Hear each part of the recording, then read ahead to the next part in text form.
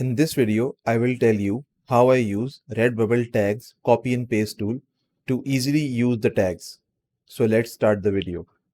First, you have to come to Google and search for Copytasker Chrome extension. Then you have to click on this second link. This will take you to this page where you have to add this Chrome extension. So you have to click on the button Add to Chrome. Once your extension has been added to Chrome, you have to go and click on this icon and then click on this pin icon. This will show your extension here. Now you have to come on the Redbubble website and search for any keyword related to your design. I have searched for the keyword monkey. Now you have to click on the Copytasker extension icon. This pop-up will be shown to you. Then you have to go and click on top tags.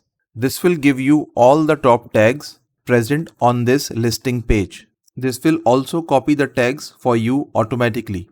You just have to paste it in a notepad, and from there you can use any of the tags that you want.